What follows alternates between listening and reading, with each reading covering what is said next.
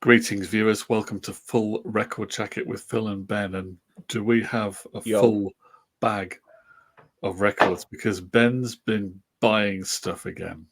I'm guessing it's records. I mean, you said stuff you've been buying. I mean, so it could be plastic toys, but I'm guessing we've got to have some LPs to look at. Well, like this one. Is he making making a comeback? He's again? making a comeback. 68 special, yeah. 68 special. Oh, he's fallen over again, Philster. He's fallen back into the movies, but I'm sure he'll make another comeback at some point. Oh God, I tell you, this is right. Don't fall over. Right, oh, he's gonna. No, he's back. He's there. Yes, I have been buying stuff, Phil, and I'm gonna 1 second because it's a pile. Apart from that one, because that's What's the Story Morning Glory. And as you well know, I already own What's the Story Morning Glory. I know that blows your mind, the fact that I might own that album. But yeah, there is 1, 2, 3, 4, 5, 6, 7, 8. There's a few. So are you ready to go through what I've been buying? I'm just trying to find out. All right. First up, Philster. Are you ready for this? I'm ready. Yeah, I'm just sitting here waiting to be blown away. It's this album here, Dancing Through the Void by School of X. It's a rock pop album. I quite like the front cover. I've listened to I'm not going to lie. I have only listened to 1 or 2 tracks of these on the 5 spots, so I can't give in-depth analysis. This is purely so people might go, wonder what's that album about. I'll go and check it out, and then I might buy it. But I think he's Danish, something like that. Anyway, so it's the label is a really cool. They're called Tambourine Rhinoceros. Okay. So that's vaguely familiar to me. I've vaguely heard of this, I think. Oh, have you? Well, yeah, this album was released in 2021, and from what I've heard, it sounds pretty decent, if I'm honest.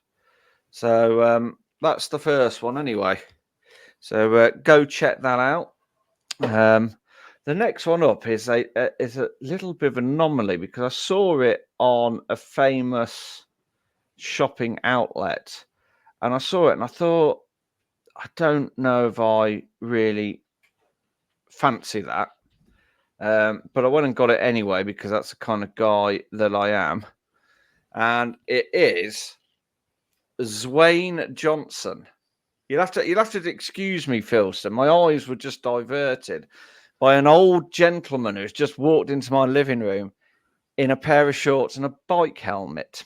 Now, that sounds odd, I know, but it's actually my father has just literally walked in to see how we film these videos, the production quality. 1 second. You'll have to mind the sound man, the makeup artist, the writers. There's a team of writers. The runners, all this cabling. What about the action man? Well, we do have stunt doubles. Stunt doubles. Basically, Phil's stunt double is a Lego man with the hair pulled off. So, yeah. So my father has literally just entered the studio. So we are going to talk about classical music, Father. So I almost called you Philster. Look at that. That's a nice little break in the show, isn't it? Having my dad It's turn wonderful. Up. I'm glad it is, isn't it? It is. But take a seat, Father. Take a seat. We're just running through some albums that I've been buying.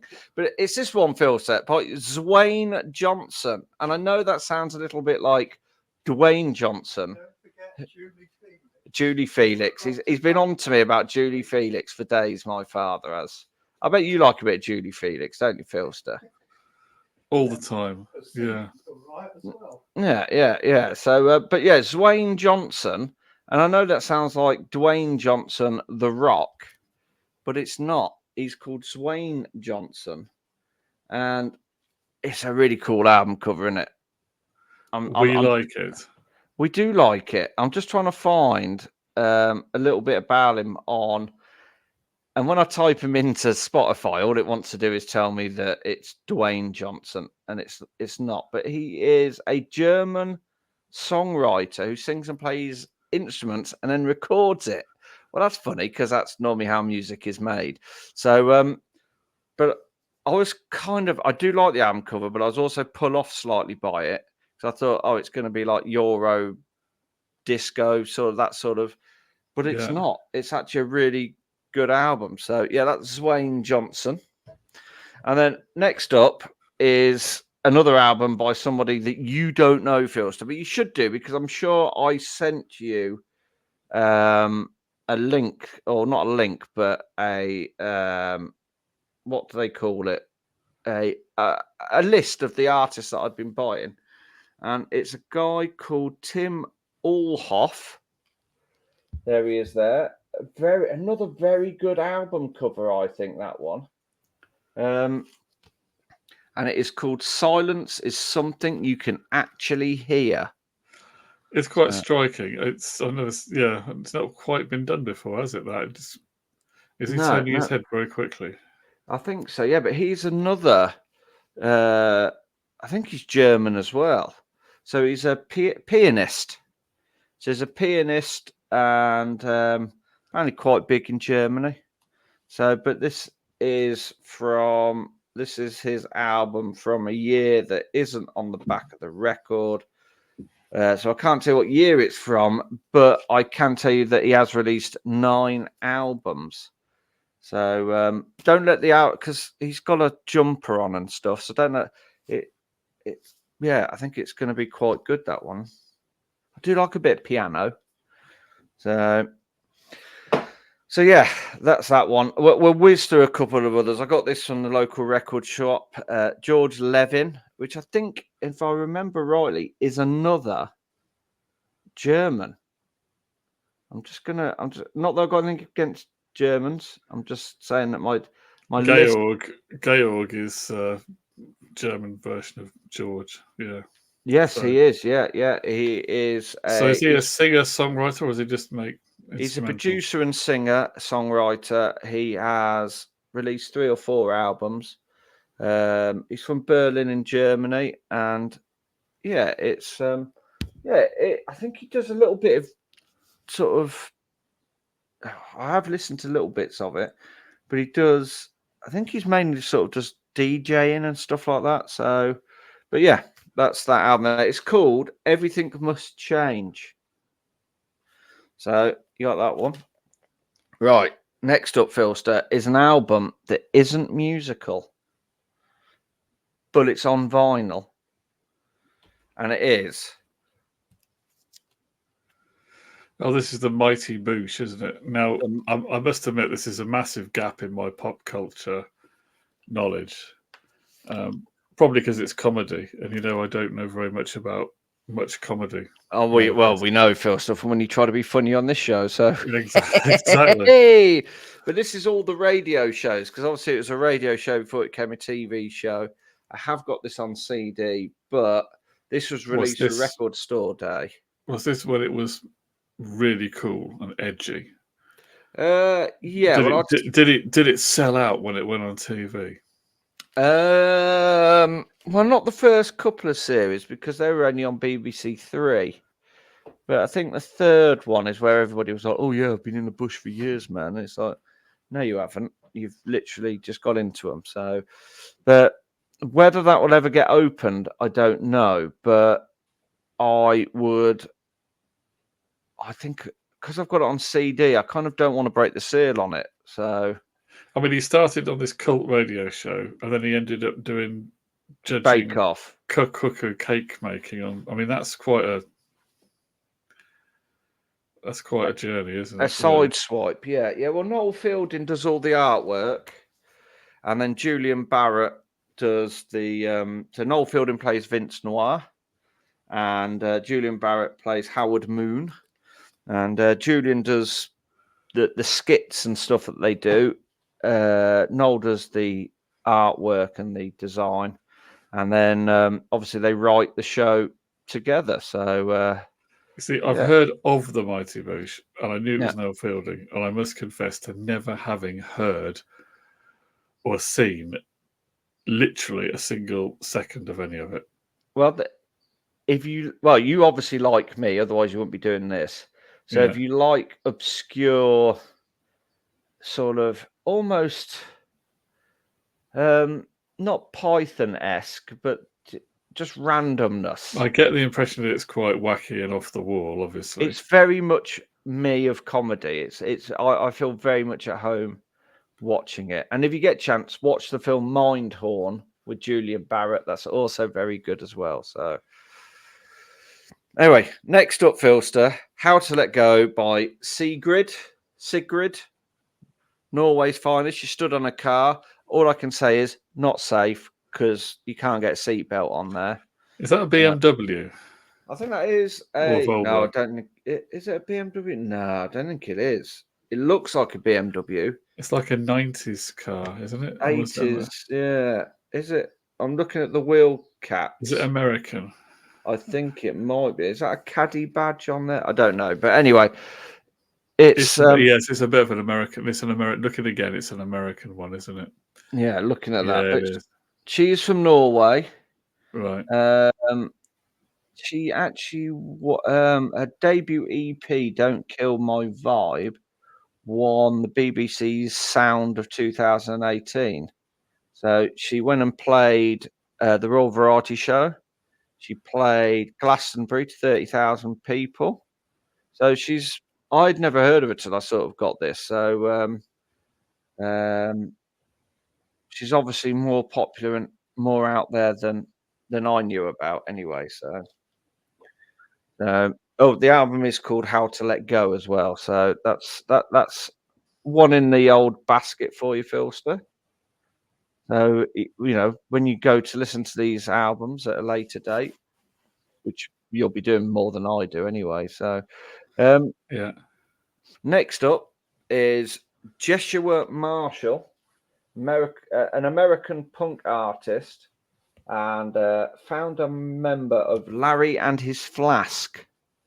So, but this is a more somber album where he pours out his soul, apparently. So it's filled with a emulsion of genres, but it's a really cool album cover as well. And from what I've heard of that, it is a really good album from 2023. So it was only released last year. I've got no idea what kind of music that is going to be. Shall we have a look? Shall we have a look on what it's classed as on? Right, it's called The Flood. I don't know, and it's classed as folk rock. Okay. And then next up, only a couple. Well, I won't go through them all. I'll just show the last few. But the last three that I'll actually. This one is probably one of my favorite albums of the year, and it's Paul Weller's 66. Okay. A brilliant album. The production quality it's just really good. I think the songs on there co-written with Suggs, Noel Gallagher. It was on my record player for 2 weeks, so that shows what a quality album it is, and really nice sort of gatefold album. He's still cool even at 66. Look at him. Yeah. So he's 66, but is it also influenced by the year 1966, or is it just more to do with his age? No. If you're going into that album thinking you're going to get like the Jam and stuff like that, it's very reflective. It could almost be the cousin to Council of Skies, the Noel Gallagher album. Both quite reflective, but yeah, really good, really good. Next up, a band I've only just recently got into, but I absolutely adore, and I think they're amazing, is this is last year's album, Chronicles of a Black Diamond by Black Pumas. So they played Glastonbury this year. The lead singer, whose name fails me right now, I love his voice. It's like getting into a warm bath of melted chocolate. Black Pumas. Do I need to look up? I think I've still got access to the Glastonbury coverage on the BBC. Yeah, look them up. They're very Yeah, I do really enjoy the Black Pumas. I've actually got their debut album on its way, but they're classed as a sort of rock, funk, soul, psychedelic soul sort of thing. I'll just quickly show these two couple of albums: Barton Hartshorn's Manchester Sun, which is a really good album. I have actually listened to this, even though I've not broken the seal on this, but I did listen to it all on Spotify. That's a really, really good album. And then Ready Made FC, I Can Change, which is a pretty cool album cover. So, but last on my list is an album I picked up last week. I've got it on CD, but I've been after it for a fair amount of time on vinyl. It got re-released for Record Store Day, I think last year before. It's possibly my favorite album by them, but it's a B-sides album. And no, it's not the Master Plan, but it is this one. This is Ocean Colour Scene, obviously. Yeah. B-sides, C-sides, and free rides. I think the album's actually called C-sides and free rides. It just says, but I've always loved this. This machine kills the enemy. I've always loved that cover. Unfortunately, with the vinyl, you don't get like the CD had the outer sleeve, the brown outer sleeve with the Ocean Colour Scene thing here. Right. But Huckleberry Grove, Mrs. Jones' Top of the World, I Want to Stay Alive with You, which is one of my favourite songs of all time. Robin Hood, I've ripped off the tune to Robin Hood to write many a lyric to. It is just a really, like I said, it's possibly my favourite album of Ocean Colour Scene. And I know what you're going to say. You've never really delved into the colour scene, but this is a really, really good album. Nice gatefold album as well. So, yeah, I was happy to get that one. And it is currently on my record player at the moment in limited blue vinyl. But I think we should do a show about Ocean Colour Scene, because I don't think Moseley Shoals I sort of liked. And obviously, I love that album, but I've never really got into anything after that. Obviously, 100 Miles High City or whatever it is a great track. And maybe I need to embrace them a little bit more. Maybe we should get a bit more into them. So, but that is a collection of what I've bought there, Phil. Still, like I said, if anybody wants to know more about them, go search them out. We'll put hashtags, or I will put hashtags at some point in the video to guide people in that direction. So, but yeah, some good choices made by me, I think, there. I can't say fairer than that. Can you, viewer? I don't think you can. In fact, let's ask a viewer. Can I say fairer than that, viewer? He's old, by the way. Can I say fairer than that, viewer? You certainly cannot. What did you say?